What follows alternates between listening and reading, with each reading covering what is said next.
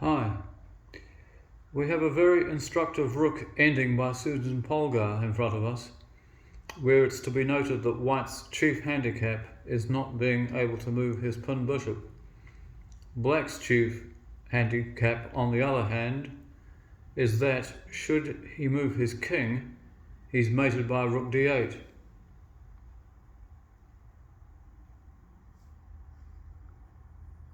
Black's secondary handicap is that his rook is restricted to the B line and the second rank. So how does White proceed? Is it a win or is it a draw? Well, there's a Zwischenzug or in-between move. Can you see it?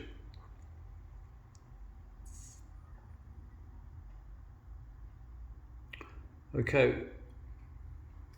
The move in question is rook to d4. What is White trying to do here? It's a waiting move, yeah, that's for sure. There's no doubt about that.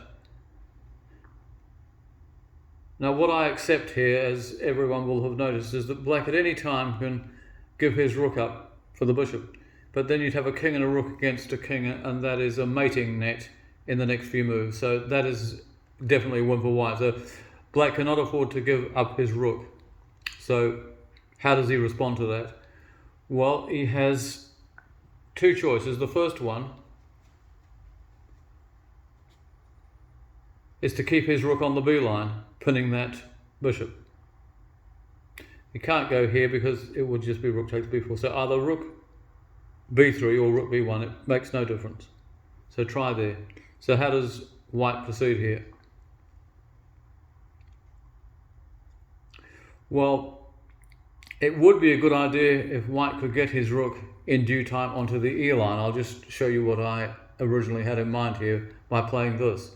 Of course, if the king moves to either b8 or d8, then he's mated on e8. But in fact, he has a useful reply in rook d1, because then what happens is that White comes down here, Black comes here, and should they exchange rooks, a king and a bishop against a king is probably going to be a draw, I would think. So the only alternative will be to play here. The problem with that, of course, is that Black has an escape route. So that's of no use. So just to put it back for a moment,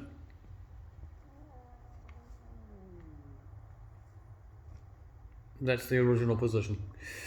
So we did say rook to d4 and then keeping the rook, black rook on the b line.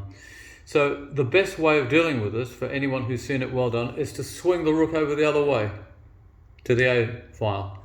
And now immediately White is threatening mate on the move because the bishop covers d7.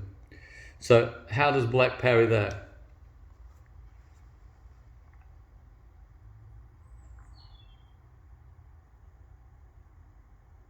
Again, of course, you can take the bishop, but a king and a rook against a king would win. So what does he do here? Well, moving the rook is useless. Of course, he could move it to here, but it would just delay the inevitable by one move.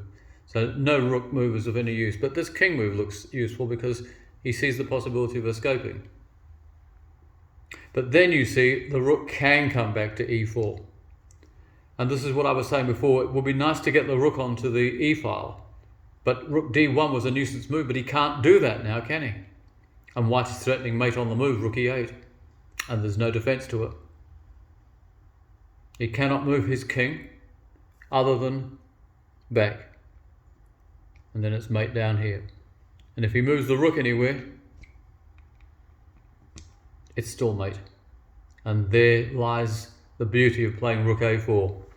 So keeping the rook on the b line doesn't work. So what about moving it to the second rank? Again, the original position. Play rook d4. Should he play here, wanting to administer check like that, what we do here then is, since we have command of the d line, we can simply move our bishop, which is no longer pinned. He has to move into here, and then that is checkmate.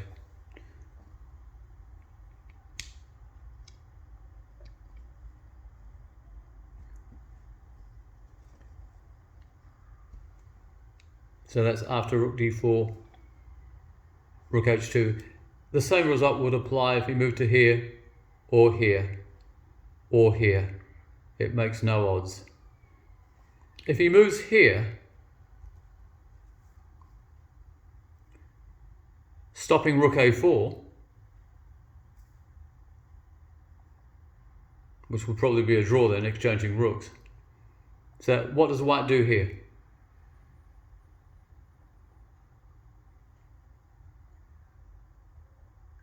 Again, you see the problem is if he moves here, he comes here, and he can stop it. So what does white do? After rook d4, rook a2. Well, he does this. He checks. Now, black moving his king to here, it would be mate. So he would have no option but to take the bishop. And then you'd take it. So we arrive at that situation again where it's king and rook against a king, and that is an easy win. So I think we've established, pop these back.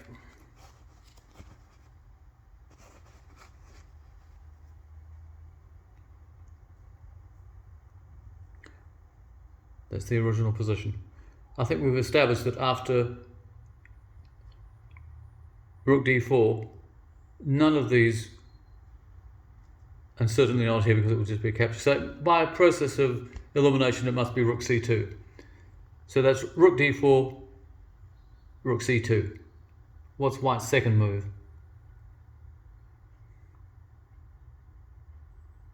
Well, it's bishop a6. Check, because the bishop is no longer pinned. The black king must come like this. It's forced. Rook d8 check. Rook c8. And rook c8 mate. So I think that proves quite comprehensively for Susan Polgar that it is definitely a win for white. But without rook d4, I think that it may well have been a different story. I do hope you enjoyed that one. It was very instructive. And I hope that it helps you should you be involved in king and rook endings in the future. And goodbye for now.